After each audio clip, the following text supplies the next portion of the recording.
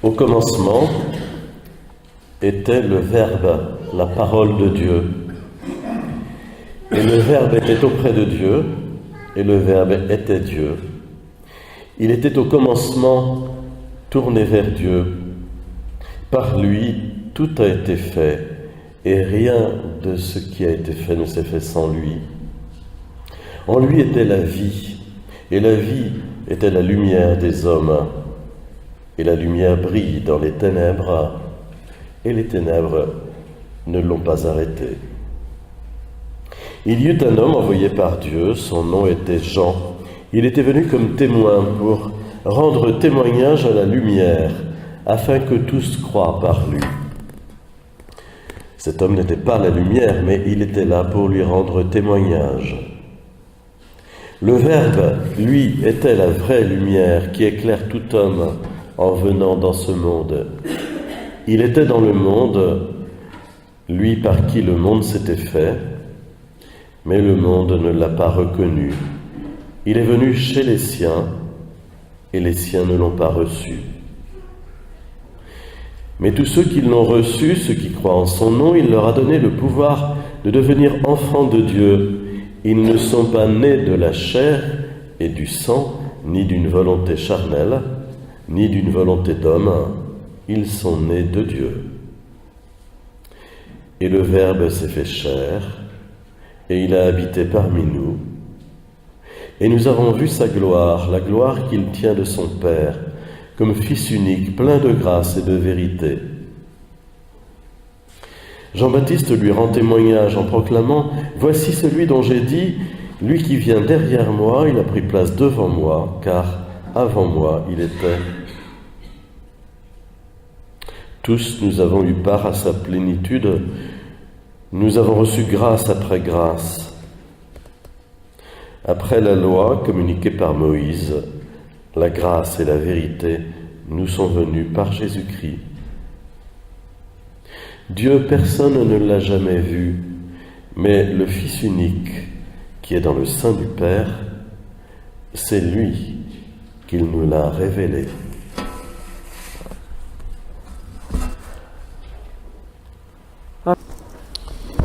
Autant l'évangile que nous entendons la nuit de Noël est un évangile descriptif qui nous fait le récit de la nativité à Bethléem, simple à comprendre, autant l'évangile de la messe du jour, puisqu'il y a 3 messes de Noël dans le lectionnaire et dans le missel, autant cet évangile peut nous sembler plus difficile, mais cependant c'est la méditation de quelqu'un qui a connu Jésus, qui a vécu avec Jésus, qui s'appelle Saint Jean, et qui, à la fin du 1er siècle, donc vers les années 100, écrit un 4e évangile après les 3 autres, Marc, Matthieu et Luc, qui avait été écrit plutôt vers les années 60. Donc environ 35 ans après, Jean éprouve le besoin d'écrire un nouvel évangile pour parler de son expérience. Jean était très âgé à cette époque-là. Quand il était disciple de Jésus, peut-être avait-il 18 ans, peut-être même un peu moins. Et Jean était très âgé, peut-être 90 ans, à la fin du 1er siècle. Aujourd'hui, on vit jusqu'à cet âge-là.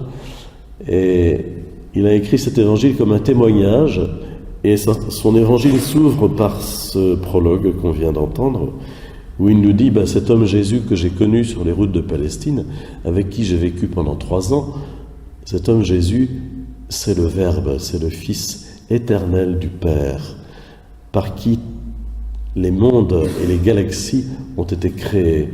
C'est lui, le Créateur, le Fils du Père, qui s'est fait homme. Le Verbe s'est fait chair. Il a habité parmi nous. Il a dressé sa tente parmi nous, dit Saint Jean. Et Saint Jean dit encore, Dieu, personne ne l'a jamais vu, mais le Fils, qui est dans le sein du Père, le Fils unique, lui, nous l'a révélé. Il nous l'a dévoilé. Voilà. Faut pas dire, on ne peut pas connaître Dieu, puis vous savez, Dieu ne nous dit jamais rien, on ne sait même pas si Dieu existe ou pas. Il y a des gens comme ça qui sont très, très relativistes. Quelque part, c'est une injure à l'incarnation du Fils de Dieu. C'est véritablement une injure faite à Noël, ça, de dire on ne peut pas connaître Dieu, Dieu est absent. C'est pas vrai. Jésus est Dieu fait homme, Jésus nous a parlé, Jésus est toujours présent mais de façon invisible, il est là parmi nous et il a vraiment voulu nous donner à travers sa vie et ses paroles le vrai visage de Dieu. Le vrai visage de Dieu. La dernière révélation, la plus grande, la plus forte, la plus complète que nous ayons de Dieu, c'est celle que Jésus nous a donnée. Il n'y en aura pas de plus grande parce que lui, il est le Fils. Il n'est pas un prophète comme les prophètes de l'Ancien Testament. Il est Dieu lui-même, il est le Fils de Dieu. Et à travers lui, nous savons maintenant que Dieu est Père et Fils et Saint-Esprit, que Dieu est famille, que le Père fait exister face à lui, en se quittant lui-même tout entier, son Fils, et que le Fils se rend à son Père, et que cet échange d'amour, c'est le Saint-Esprit. Dieu est famille, Dieu est amour. Il n'y a que Jésus qui ait pu nous révéler cela, et donc toutes les paroles de Jésus, tous les gestes de Jésus sont véritablement pleine lumière sur Dieu. C'est pour ça que notre péché grave à nous chrétiens, notre péché mortel à nous chrétiens, il n'est pas là où nous pensons, il est de ne pas lire les évangiles. Il est de ne pas lire la Bible, de ne pas lire nos évangiles. C'est ça notre péché grave, parce que tout est contenu dans les évangiles. Il faut vraiment nous user un peu les yeux sur les évangiles pour contempler en Jésus qui est Dieu. Alors nous connaîtrons vraiment l'amour de Dieu. Et pour nous, ce sera toujours une découverte toujours plus profonde et une joie toujours plus grande d'entrer dans la connaissance de Dieu. Jésus, le jeudi saint, a eu une parole à ses disciples où il leur a dit « Je ne vous appelle pas serviteurs, je vous appelle mes amis, car tout ce que j'ai appris de mon Père, je vous l'ai fait connaître. » Tout ce que j'ai appris de mon Père, je vous l'ai fait connaître. Il a dit ça à ses disciples, il nous dit ça à nous aussi.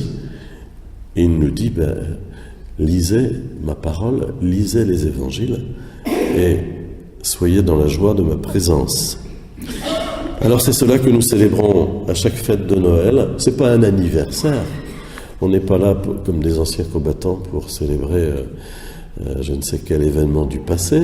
Nous sommes là pour dire Dieu s'est rendu visible sous forme humaine, le Fils s'est incarné, il s'est fait homme.